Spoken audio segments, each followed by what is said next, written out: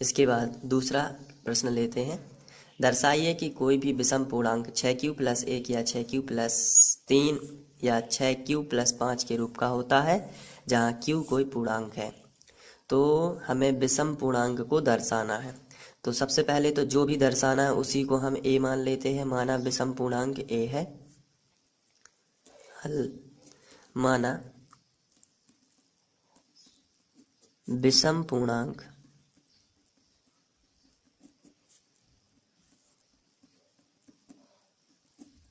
a है। जब विषम पूर्णांक a है तथा इसमें 6 लिखा है। अभी हम लोगों ने एग्जाम्पल किया था, उसमें 2 लिखा था तो हम लोगों ने भाजक 2 माना था। उसमें 2 क्यों लिखा था तो हम लोगों ने भाजक 2 माना था। कहीं 3 क्यों लिखा है तो भाजक 3 मानते हैं। कहीं 6 क्यों लिखा है तो भाजक क्या मानेंगे 6। तो भाजक क्या हो जाएगा, भाजक आपका हो जाएगा 6। तो ऐसी स्थिति में थोड़ा रफ में समझ लेते हैं। जब किसी संख्या में, वो भी a है, हमने विषम पूर्णांक a माना हुआ है, जब 6 से भाग दोगे तो कोई शेषफल क्या आएगा q, कोई भागफल क्या आएगा q और कोई शेषफल क्या आ जाएगा r।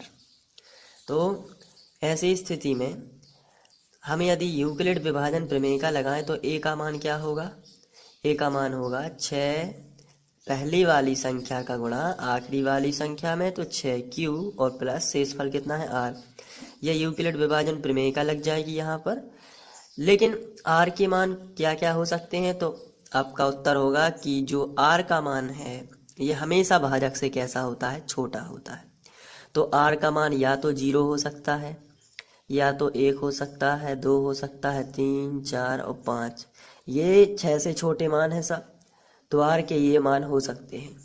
हमेशा r का मान आपको याद रखना है भाजक से छोटा होता है। तो r के मान 0, 1, 2, 3, 4, 5 ये इनमें से हो सकते हैं। तो अब जब r के मान इतने सारे हो सकते हैं तो a के मान बहुत सारे होंगे। r की जगह पर यदि हम मान रखेंगे तो a का मान भी तो बदलता जाएगा। इसलिए हम a बराबर यदि r की जगह पर 0 रख दें तो a का मान कितना आ जाएगा 6q। अगर r की जगह पर 1 रख दें तो a का मान कितना आ जाएगा 6q प्लस 1, 6q प्लस 1। और अगर हम r की जगह पर 2 रख दें तो a का मान कितना आएगा 6q प्लस 2। और अगर r की जगह पर 3 रख दें तो a का मान आएगा 6q प्लस 3। r की जगह पर अगर 4 रख दें तो आ जाएगा a बराबर 6q प्लस 4। और r की जगह पर 5 रख दें तो a का मान आ जाएगा 6q प्लस 5। अब इनमें से ऐसी कौन कौन से a के मान हैं जिनमें 2 का पूरी बार भाग चला जाता है।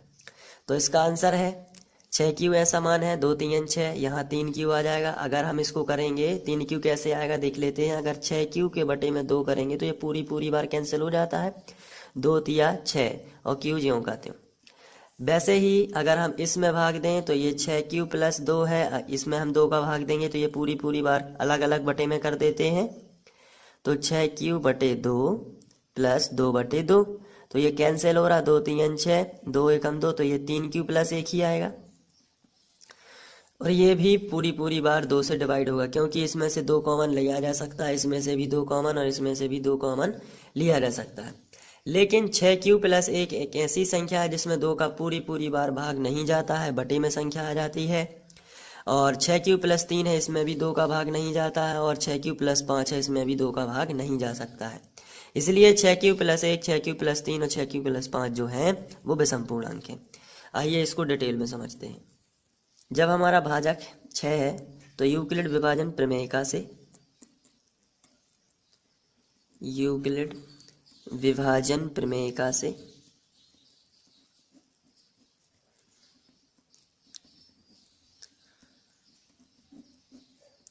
यूक्लिड विभाजन प्रमेयिका में हम लोग a का मान होगा वो कितना होगा, अभी हम लोगों ने समझा है 6q प्लस r, ठीक है। लेकिन r के जो मान होंगे वो कितने होंगे, r के संभव मान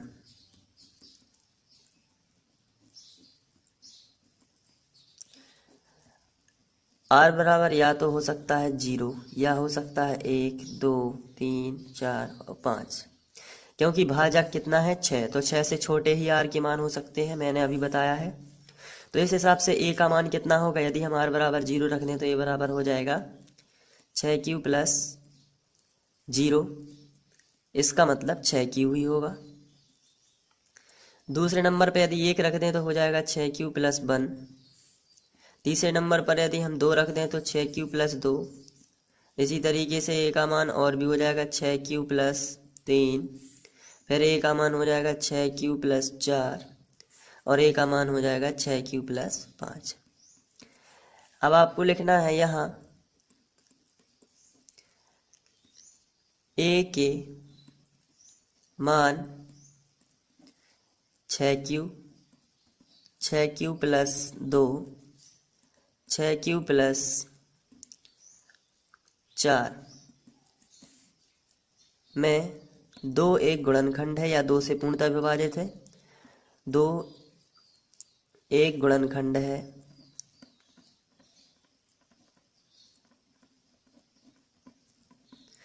जबकि 6q plus 1, 6q plus 3, 6q plus 5 2 में 2 एक गुणनखंड नहीं है, में 2 एक गुणनखंड नहीं है। तो इस प्रकार की आपको भाषा लिख देना है और ये क्वेश्चन सॉल्व हो जाएगा।